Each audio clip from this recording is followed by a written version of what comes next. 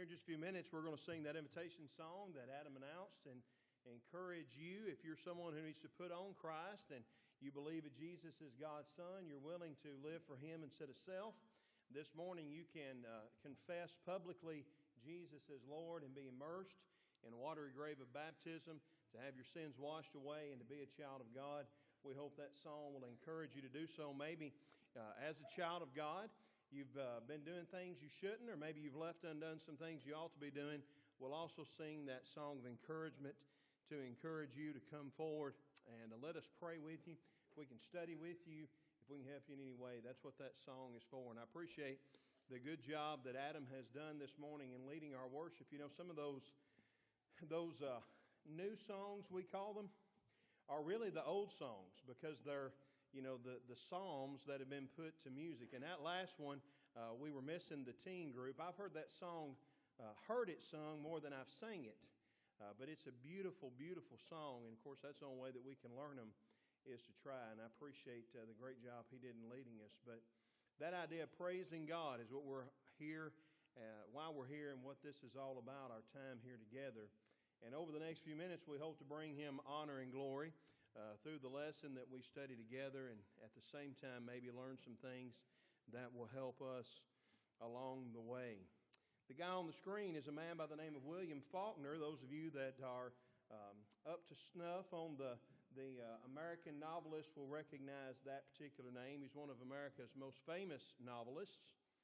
And it's said of William Faulkner that at one time he was at a social gathering, and there were a number of people that were there, and as they were sitting down to the table to have their supper for that evening, there was a lady that was about to sit down, and a kind gentleman came up behind her to pull the chair out for her so she could sit down, being a gentleman.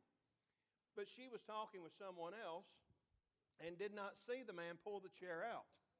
And she sat down and landed on the floor with a thud. And everyone was shocked and looking, and William Faulkner, it said, went over to her and sat down on the floor beside her. He was, everyone that knew him said that was his nature. He was so much of a kind-hearted man that he was not going to let someone sit there on the floor in embarrassment by themselves. But rather, he was going to make sure that they were not there alone, but that they had someone with them. You know, that kind of idea, that thinking of others over self is really what this series of lessons that we've been studying about in February has to do with.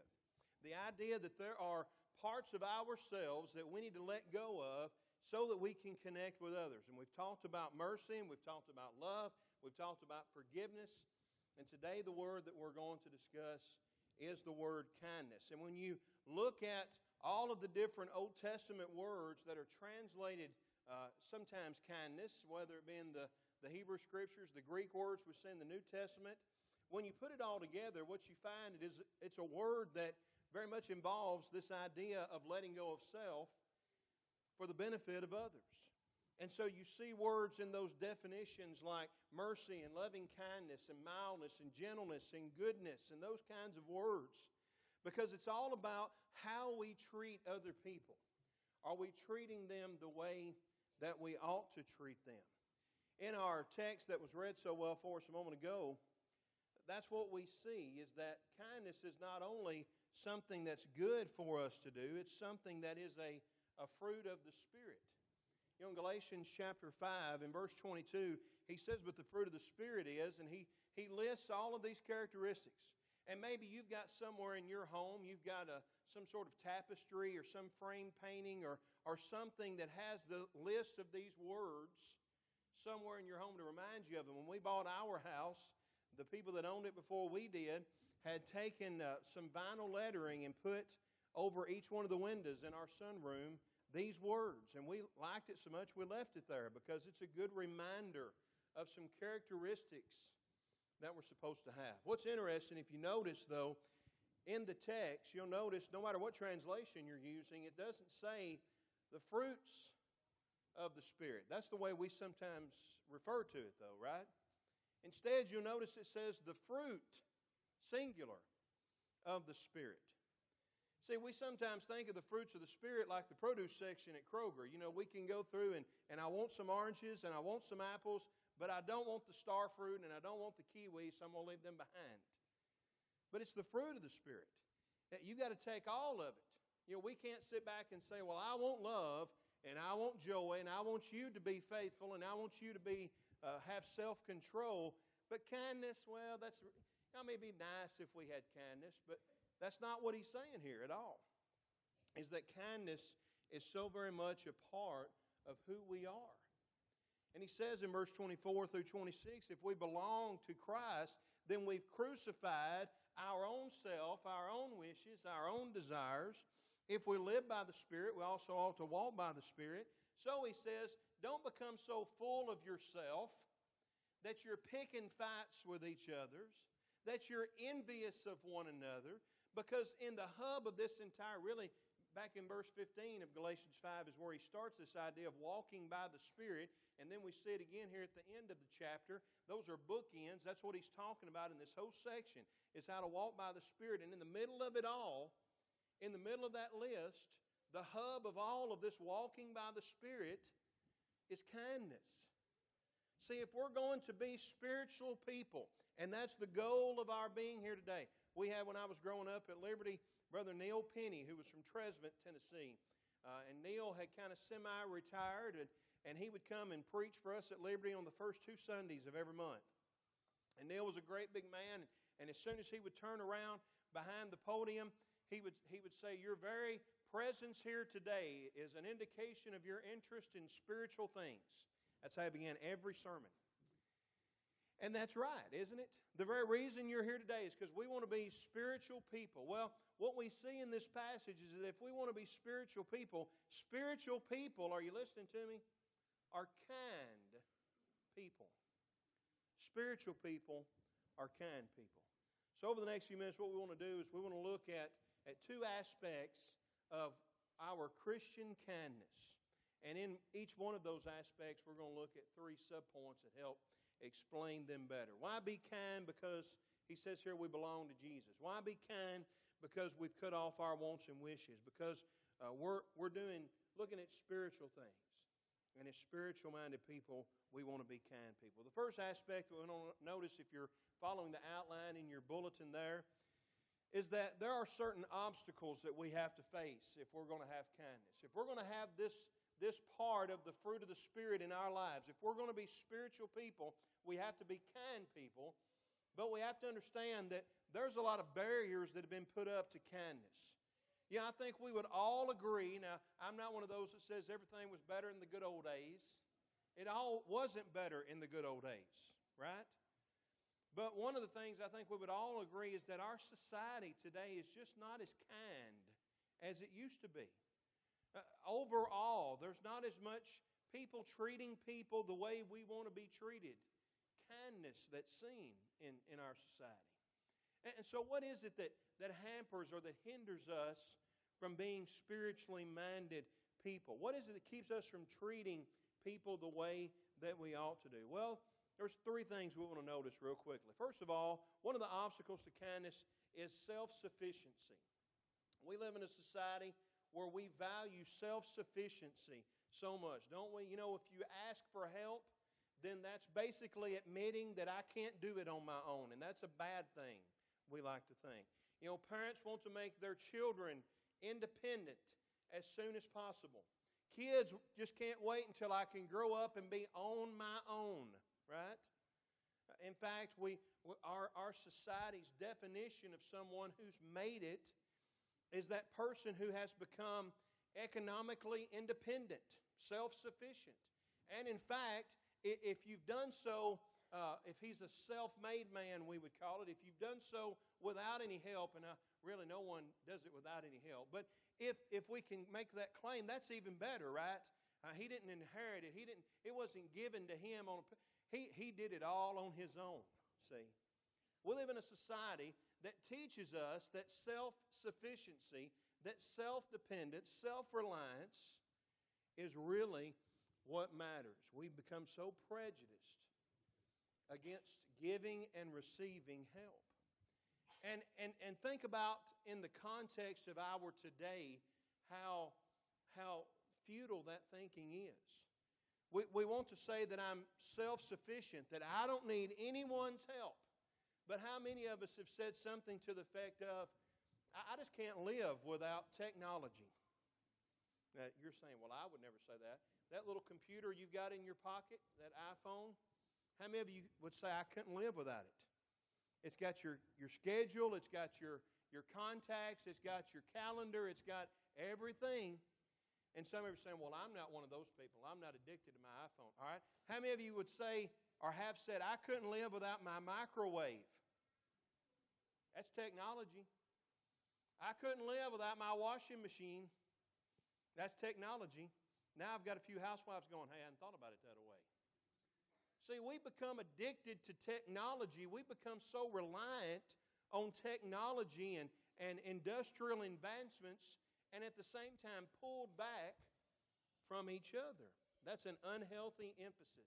I'll tell you a good study for you to do sometime is just go through the New Testament and find all the one another passages.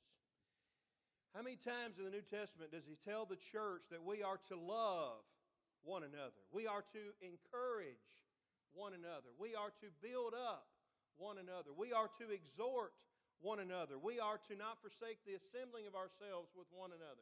We are to help one another. All of these things, he tells one another. I can't do those things on my own, see? That's why in Romans chapter 12, verse 4 and following, he talks about how that we're all part of a body. We're individual members, but we're all part. How long would my eye last independent of my body? Not very long, would it? How long would my arm last independent of my body? My great-granddaddy was a carpenter, and using a skill saw one day, he went right across his forearm. Almost cut his arm completely off. And just a little bit, they put it all back together, wrapped it up. They brought him to the hospital. They got it all sewed up. But even just in the short time that it was separated from the body, Papa Cooper, every now and again, you'd be at the house and someone would smell something burning and look, and it was because Papa Cooper had backed up to the stove too close.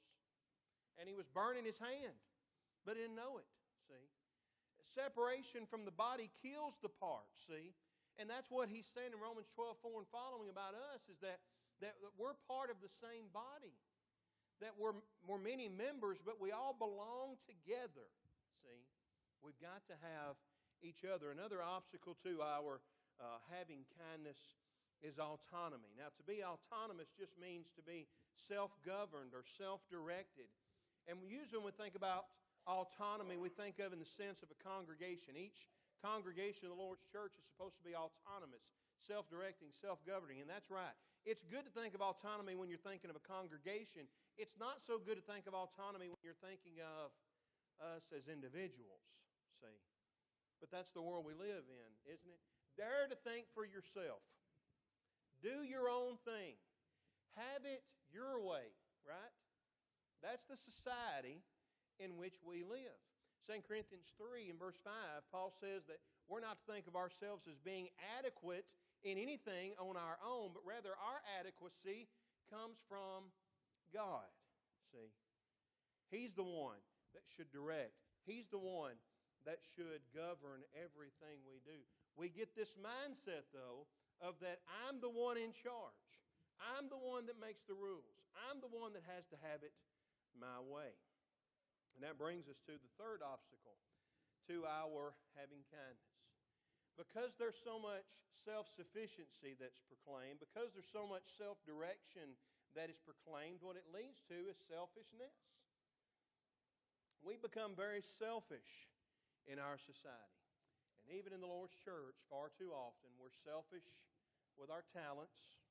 We're selfish with our time. We're selfish with our blessings. And we live in a world that promotes that looking out for number one, right? In politics and sports and in every kind of place you can turn. There's probably a lot of people in here that could tell us who the MVP of the NBA was last year, right? How many of you could tell you who was the sixth man of the year last year? That's an award they give. See, we don't value the sixth man like we do the MVP. It's about me, see. Luke chapter 12, verses 16 through 21, Jesus gives this parable about this farmer who had such a productive year, so much so that his barns wouldn't hold everything that he harvested that year.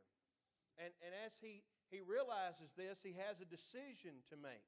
And his decision is, I'm going to tear down my barns, and I'm going to build bigger barns, and I'm going to say to myself, soul, take your ease, eat, drink, and be merry. If you look in verse 20, notice what the Lord tells him is going to happen after that. He says, thou fool, or you fool, this night your soul will be required of you. Then who will those things be that you have prepared or that you have acquired? And then Jesus adds in verse 21 an explanation of what that's all about. So will those be who are rich to self and not rich to God and rich to others. See, we can't be selfish, but we live in a society that tells us to be. Our obstacles to kindness is that we have allowed our culture, and culture's not always a bad thing, our society's not always a bad thing, but we've allowed it to influence us to the point that we've become very self-focused. And that's why whenever someone cuts me off in traffic, kindness is not the first thing that enters my mind. That's why whenever I'm standing in line at Kroger and I'm counting the items that person in front of me has, and they have 19 and not 15, kindness is not what comes into mind, right? That's why when the paper guy throws the paper off in the ditch in the puddle rather than on the driveway or on the front porch, kindness is not the first thing that comes to mind. That's why when a brother or sister in Christ walks by me at services and doesn't speak to me, kindness is not the first thing that comes to mind. See, we become too inward focused. So how do we cultivate kindness? How do we cultivate this fruit of the Spirit in our world, in our society that we live in today? How do we cultivate kindness? Well, there's a few things that we've got to do if we're going to cultivate kindness. We've got to learn how to appreciate each other. We've got to learn how to do the things that's going to help us become a kind people. How do we do that? Well, three things specifically that we want to notice. First of all, we've got to remember our story. We've got to remember that we aren't self-made, that I didn't do it on my own, that there is a God in heaven that saved me. In Galatians 5 and verse 24, you notice that he says that we are Christ's. That's where our identity belongs, is in Jesus, not with ourselves, not what I accomplished, not what I've done. You know, I was listening to the CYC sermons that were broadcast online yesterday, and Ralph Gilmore was talking about all the people, all the situation that led to him being where he was. He never saw himself being where he's at today as a preacher of the gospel. And I got to think, made me think about how many shoulders of folks that I'm standing on in my life. That when I never dreamed about being a preacher. Some of you are thinking, I still don't think you're much of one, and that's fine. I never set out to be a preacher. You know, we had a youth-led service. First time I ever preached, I was 15 years old. I was the teen picked to preach because I had placed second in the district in the FFA prepared speaking contest that year. That's good qualifications to be a preacher, right? I had a 30-minute pulpit pounder ready to go. 4 minutes after I started, we were singing the invitation song. Someone says, well, why ain't that short anymore? And then we had a preacher at that time, Phil Meeks, that every time there was a fifth Sunday, he preached at Halls, Tennessee, where he grew up. And so they got to be where when we had a fifth Sunday, the elders would ask me to preach. And I did it because I didn't mind doing it. But I wasn't a preacher. And then other congregations started asking me to come fill in for them. And I wasn't a preacher, but I didn't mind filling in. And let me go and visit other people, so I did it. And then the next thing you know, a congregation asked me to come and be their preacher because there was only 12 members and they couldn't afford a preacher. And I worked for free, so that was a good thing. So that qualified me to be their preacher. So I went and preached there for 10 years, but I never was going to be a preacher. I was just trying to help them out. I had a full-time job. And then after we had 3 boys, and it was too much running a business and preaching full-time and being a husband and being a daddy, cut back on the preaching. And I missed it so much. And then all those congregations that I called to support us to go to school. I wanted to go to Bear Valley where I could get a, yes, Lord, where I could get a 4-year degree in 2 years' time. And I had to raise support in order to do it. And all those congregations I had filled in at, because they knew me, every one of them supported me. Now, how did that happen? Don't you love looking backwards and seeing providence? And never would have dreamed that they would have let me stay on and work there on staff. And never would have dreamed that one day Bill DeWeese would call and say, hey, next time you're down our way, we need you to come do a presentation on Bear Valley because we're supporting a guy there and we think we need to learn more about it. And had I not gotten to come here and give a presentation and preach on that Sunday morning, Sunday night, maybe I'm not in the minds of the elders when y'all are starting to look for a preacher. And maybe Charlie never calls me and says, hey, you want to come talk to us? How did all that happen? I never intended to be a preacher. But because of God's, I believe, providence and His grace. And I haven't even begun to think about all the people that taught me the truth, that influenced my life, and all the people that taught them that taught me, and all the people that taught those that taught those that taught them that taught me. That's confusing, isn't it? How many shoulders am I standing on to be where I'm at? When we sing songs of praise to God, it reminds us of who we are and why we are. In 2 Corinthians chapter 12, Paul is talking about this thorn in the flesh that he has. And how that 3 times he went to the Lord and asked Him, please take this away. And the Lord every time says, my grace is sufficient for you. And so in verse 9, Paul says, I'll be glad to glory in my weakness that He can be glorified in His strength. See, when I realize how much help that I've needed to be where I am today, then that helps me not focus on self, but focus on others. A second way we can cultivate kindness is by nurturing real connections. Understanding we do have to have each other should help us want to cultivate real connections. In Galatians 5 and verse 26, he says that we're not to be so puffed up, so full of ourselves that we become picking fight with each other. We're bickering with one another, that we're envious of one another. We're not driving wedges in between each other, but we are building close relationships with each other. In Ephesians 4 and verse 25, he says that's because we are all members one of another. Earlier in Ephesians chapter 4, he talks about all these gifts that God has given, some apostles, some pastors, some teachers, some preachers, all of these. And he says all of that is for the benefit, the building up of the church, to edify, to encourage, to teach the saints how that we can be involved in ministry so that we can all be built up together. See? Real relationships, real connections that need to be made. Sometimes in our fast-paced society, in the church, we have equated fellowship with a meal we have downstairs 5 times a year. Those are the fellowship meals. That's when we fellowship with each other, right? If that's all the fellowship we have, we're never going to have real connections. See? Those are good to have. I love having them. We're having one next Sunday. I love them. But that's not the kind of fellowship that's going to lead to real connections. We've got to be involved in each other's lives. We need to go out to eat together. We need to go to one another's house. And it doesn't have to be anything big. It doesn't have to be anything fancy. Make some beanie weenies and get out a pack of cards and play Uno for a couple hours.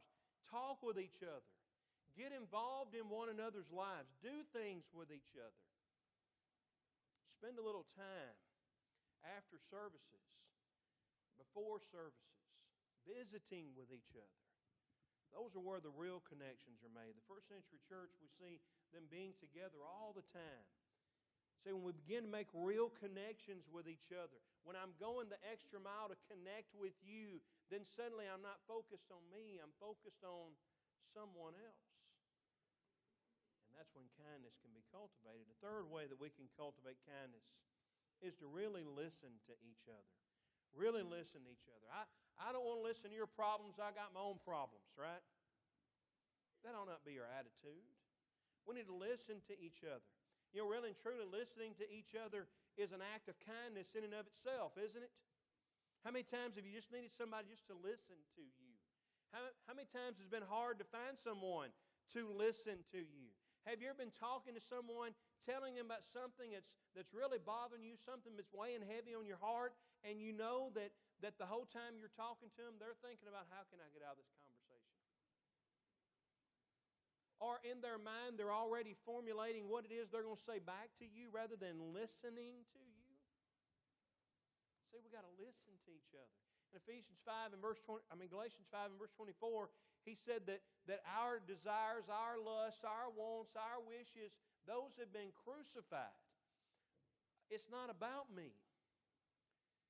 And instead of being self-sufficient, and instead of being self-directed, and instead of being selfish, if we can get to the point that we are really involved in each other's lives, if we get to the point that we're really connecting with each other, if we can begin to look outside of ourselves as we interact with one another, if we can get to the point that we're really listening to each other, then we're going to care about enough about each other for kindness to be the result. Mark Twain once said, kindness is a language that the deaf can hear and the blind can read.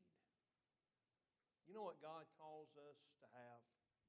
He calls us to have empathy, to feel what the other person is feeling. That Good Samaritan that came across that man that was left for dead on the roadside, the difference in him and the Levite and the priest that had went by earlier is he had empathy towards him. He had compassion towards him. He wasn't thinking of himself, and I've got people to see and places to go. I might be one this might be a trap. I might get robbed next. Kindness was what came out of him because he only thought of the other person. Remember the story about William Faulkner? What we've got to do in the church today is we've got to not just ask the lowly to rise up from their position to where I think I sit, but I've got to be willing to go first sit with them where they're at and then help them up. Isn't that what Jesus did? Didn't Jesus go and sit with the sinful tax collectors? Didn't He go and sit with the sinful women in adultery, the sinful men who were robbers and thieves, the sinful individuals who were scribes and Pharisees, those who were partying? They said that Jesus was a drunkard because He was hanging around people that were drinking. Now, we need to be careful. Don't use this to, this is the excuse to go anywhere. We're not talking about that. We're not talking about just being a part of the world. But if we've got an opportunity to go and meet someone where they're at and show them kindness to lead them to the Lord, we've got to be willing to do that. Galatians 5 and verse 25 says, if we live in the Spirit, we must also walk in the Spirit. Think about what we've talked about this past month in this series. If this congregation is a congregation that's willing to show mercy, that is, if we're the people that are helping to meet the needs of those who cannot meet their own needs, if we're a congregation that is showing true love, that is, caring more about someone else than ourselves, if we're a congregation that is forgiving, that is, as much as lies within me, we're going to live at peace with all men. We're going to be proactive in working out those problems. And if we're a people that treat each other and treat others the way we ought to, can you imagine how close this congregation will grow? Can you imagine how many people want to be a part of this kind of environment? In order to connect with each other, though, in order to connect with those outside of those doors, we've got to first let go of ourselves and be more concerned with our brothers and sisters in Christ. Be more concerned with those souls that are outside these walls. Our challenge this week is to spend some time thinking about others. Make a list of all the people on whose shoulders you're standing, that you wouldn't be here without. Take some time to realize, after you realize how much that you're relying on others, take some time to figure out some ways you can connect with others. Maybe it's someone that sits over here on this side of the building that you don't normally spend that much time with. Make an effort to reach out to them. Spend a little time after service talking to them. Invite them over to your house to eat supper. Think of someone in your neighborhood or that you work with or at school that you can show kindness to. That person that sits by themselves at the cafeteria. That neighbor that no one really knows anything about. And if we'll show some kindness to individuals, if we're showing mercy and love and forgiveness and kindness, how many doors are going to be open then to show them the gospel? The kindness of God was shown to us through His Son, Jesus. And we, if we're going to be spiritual people, have to show that same kindness to everyone that we're around. This morning, if you need to accept the kindness of God offered through Jesus, during this invitation song is your opportunity. We would love for you, if we can help you to obey the gospel. We'd love to pray with you, if we can study with you, if we can help you in any way. We invite you to come. We have a group here that's willing to wrap their arms around you and show you mercy and love, forgiveness and kindness. If we can help you in any way, please come right now while we stand.